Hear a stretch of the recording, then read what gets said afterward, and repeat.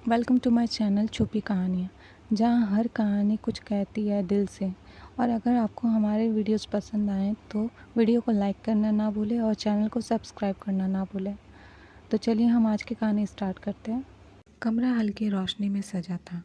मोमबत्तियों की खुशबू हवा में फैल रही थी। अन्वी ने लाल साड़ी पहन रखी थी, माथे पर सिंदूर और कानों में झुमके। उसका चेहरा शर्म से लाल हो गया था। आयुष दरवाज़ा खोल कर आता है। एक पल के लिए वो बस उसे देखता ही रह जाता है। आयुष उसके पास आके धीरे से कहता है, आप सच में मेरी हो या कोई सपना हो जो अब तक टूटा नहीं। अन्वी हौले से मुस्कुरा कर कहती है, मैं आपकी हूँ पूरी की पूरी। अब तो नाम भी आपका है और दिल भी। आयुष पास आता है, उसकी कमर को थाम लिया और कहता है, आपकी जैसी लड़की के लिए तो लड़के लड़ते होंगे और आप मेरी किस्मत में आ गई। अन्वी कहती है, किस्मत ने मिलाया है, लेकिन अब हर चीज़ सिर्फ आपकी है, मेरा वजूद भी। आयुष अन्वी के करीब आता है और होठों से होठों की दूरी मिटा देता है। पहली बार उन दोनों के बीच वो लज्जा खत्म होती है और दोनों की धड़कनें एक हो जाती है। आयुष ने धीरे धीरे अन्वी की साड़ी के पल्लू को हटाया। उसकी नज़रों में वो भूख नहीं थी, एक तलब थी, इज्जत भरा प्यार था। अन्वी सिहर जाती है, इतना गहरा क्यों देख रहे हो? आयुष कहता है, क्योंकि आपको देखता हूँ तो सांसें रुक जाती है और अब मैं आपको महसूस करना चाहता हूँ, पूरा हर जगह से। इतना कहते ही वो उसकी गले को चूमने लगा, कान के पास फुसफुसाया, अब आपकी हर चीख सिर्फ मेरी होनी चाहिए। रात धीरे धीरे गहराती गई। अन्वी की सिसकियाँ और मुस्कानें एक साथ कमरे में गूंज रही थी।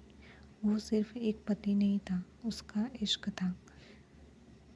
अन्वी का जिस्म कांप रहा था और आयुष उसके हर हिस्से को जैसे पहली बार देख रहा था। शादी को अब 1 महीना हो गया था। अन्वी अब अपने ऑफिस ज्वाइन कर चुके थे। वो एक इवेंट कंपनी में क्रिएटिव डायरेक्टर थे। आयुष को थोड़ा अजीब लगने लगा था। आयुष सोचने लगता है, इतनी खूबसूरत बेबी है मेरी और अब रोज़ 9 से 6 दूसरों के बीच रहती है। लोग उसे घूरते होंगे, पसंद करते होंगे। उसका शक शुरू हो गया था। अन्वी हर शाम जब भी थोड़ा थकी आती, आयुष का मन खट्टा हो जाता। एक शाम जब अन्वी थोड़ा लेट हो जाती है, आयुष पूछता है, आज फिर लेट हो गई? अन्वी थोड़ी थकी हुई आवाज़ में कहती है, मीटिंग थी क्लाइंट के साथ, प्रोजेक्ट फाइनल हुआ है, खुश हो जाओ। कौन था क्लाइंट? कोई बॉस या वो नया लड़का? अन्वी नज़रें मिलाकर कहती है, आप मुझसे जल रहे हो? आयुष कहता है, आप इतनी खूबसूरत हैं, मैं डरता हूँ कोई आपको मुझसे छीन न ले। एक दिन अन्वी को ऑफिस से किसी लड़के का कॉल आया, हाय मैम, कल की मीटिंग। आयुष ने वो देख लिया। उस रात उसने जानबूझकर अन्वी को छुआ भी नहीं और चुपचाप करवट बदलकर सो गया। अन्वी ने उसे बाहों में भरते हुए कहा, किसी और की आवाज़ सुनकर आप मुझे दूर कर दोगे? आप क्या चाहते हैं, मैं नौकरी छोड़ दूँ? आयुष कड़वी आवाज़ में कहता है, मैं चाहता हूँ कि आप सिर्फ मेरी रहें, किसी की नज़रों में नहीं। अन्वी की आंखों में आंसू आ जाते हैं और कहती है, तुम मुझे कैद कर लो, लेकिन याद रखना, प्यार में कैद नहीं, भरोसा होता है। पिछली रात की चुप्पी ने अन्वी को बेचैन कर दिया था। आयुष उससे दूर हो रहा था और वो सिर्फ इतना चाहती थी कि वो उसे फिर से वैसे ही छुए जैसे पहली बार छुआ था, लेकिन प्यार से, बिना शक के। उस रात अन्वी ने खुद पहल की। अन्वी धीरे से उसके पास बैठती है, आप मुझसे दूर क्यों हो रहे हो? क्या मेरा ऑफिस जाना, मेरी मेहनत आपको शर्मिंदा कर रही है? आयुष उठकर उसकी तरफ देखता है। उसकी आंखों में जलन, प्यार और पसीजता हुआ अहंकार तीनों झलकते हैं। आयुष कहता है, आप इतनी खूबसूरत हैं और जब दूसरे मर्द आपको देखते हैं तो मुझे लगता है कि आप मुझसे दूर जा रही हैं। अन्वी कहती है, तो क्या प्यार पर शक करना प्यार होता है? नहीं, पर जब आप किसी और की तारीफ में मुस्कुराती हैं, मेरी रूह कांप जाती है। अन्वी उसके गाल को छूते हुए कहती है, तो रूह को यकीन दिलाइए कि ये जिस्म, ये सांसें, ये धड़कनें सिर्फ आपके लिए बनी है, सिर्फ आपकी है। फिर दोनों की नज़दीकियाँ बढ़ने लगी। अन्वी ने उसका हाथ अपने ब्लाउज़ की डोरी पर रखा और फुसफुसाकर कहा, खोलिए ना हर परत को, जैसे मैं आपके प्यार की तहें खोलती हूँ। आयुष काँप रहा था, उसकी उंगलियाँ डोरी में उलझ गई।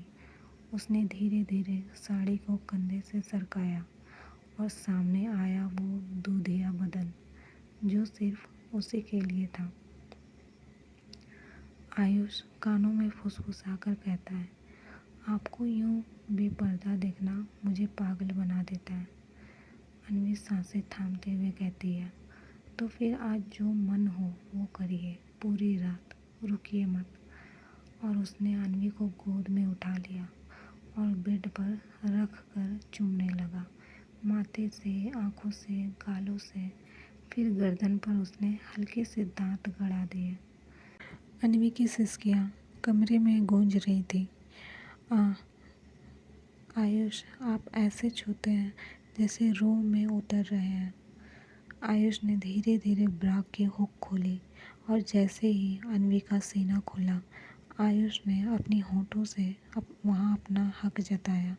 उसने छाती पर होठ टिकाते हुए कहा, ये सब कुछ सिर्फ मेरा है और मैं इसे खो नहीं सकता। अन्वी ने कहा, तो खोने का डर मत रखिए, हर चीख मेरी, हर सांस मेरी आपसे है और आप ही तक है। आयुष नीचे सरक गया, उसकी पीठ पर अपने होंठ फिराए और फिर उसके नाभि को चूमते हुए बोला, आपके जिस्म के हर हिस्से में मैं जीना चाहता हूँ। अब उसने अन्वी की पैंटी उतार दी और अन्वी ने आंखें बंद कर ली। अन्वी मदहोश होने लगती है। करिए ना, मुझे पूरा महसूस अपने अंदर घुला लीजिए। और आयुष ने उसे अपनी बाहों में समेट लिया। वो रफ्तार, वो गहराई, वो सिसकियाँ, और फिर दोनों एक साथ क्लाइमैक्स पर पहुँचते हैं। एक साथ चिल्लाए, आयुष, और मुझे छोड़िए मत। अन्वी, आप मेरी जान हो, मैं मर जाऊँ पर आपसे दूर ना जाऊँ। बेड पर पसीने से भीगे दो जिस्म और एक सुकून से भरी चुप्पी। आयुष अन्वी को चूमते हुए कहता है, आपके अंदर घुसकर लगा जैसे खुद मैं लौट आया हूँ। अन्वी मुस्कुरा कर कहती है, आज पहली बार मैंने खुद को पूरा महसूस किया, जैसे आपने मुझे मेरी ही बाहों में लौटा दिया हो। कुछ दिनों बाद अन्वी की कंपनी ने एक बड़ी क्लाइंट डील साइन की थी। पूरा ऑफिस एक 5 सितारा होटल में पार्टी में शामिल हुआ। अन्वी ने बैकलेस ब्लैक गाउन पहना था, बाल खुले, रेड लिपस्टिक और खूबसूरत सी महकती मुस्कान। आयुष भी साथ आया था, लेकिन जैसे ही उसने अपनी बीवी को दूसरे मर्दों की नज़रों में देखा, एक चिंगारी सी जल गई। यहीं आयुष के जलन की शुरुआत होती है फिर से। आयुष धीरे से अन्वी से कहता है, आपके जिस्म को ऐसे देख रहे हैं जैसे उन्हें हक हो। अन्वी हौले से मुस्कुराकर कहती है, क्यों जल रहे हो आप जानते हो मेरी नज़रें सिर्फ आप पर है। लेकिन फिर तभी आया राहुल, कंपनी का नया क्रिएटिव हेड, स्मार्ट, हंसमुख और थोड़ा चिपकू।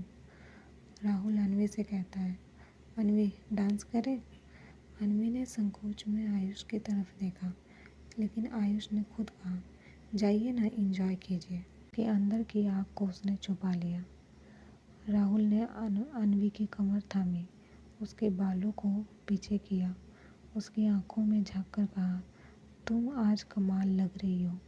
आयुष दूर से सब देख रहा था। उसका खून खौल उठा, उसका चेहरा सख्त हो गया और उसने अपनी मुट्ठियाँ भींच ली। जैसे ही दोनों घर पहुँचे, दरवाज़ा लगते ही आयुष का गुस्सा फूट पड़ा। आयुष ज़ोर से कहता है, कितना करीब था वो तुम्हारे, उसकी सांसें तुम्हारे गले से टकरा रही थी। अन्वी गुस्से में कहती है, आपने ही कहा था एंजॉय करो, और अब ये शक, क्या मैं आपकी जागीर हूँ? आयुष कहता है, हाँ, आप मेरी हैं, मेरी बीवी हैं, किसी और की आँखों की हकदार नहीं। तो छीन लीजिए ना मुझे, बताइए कहाँ छुपूं, आपके प्यार में या आपके शक में। आयुष ने उसे खींचकर दीवार से टिका दिया।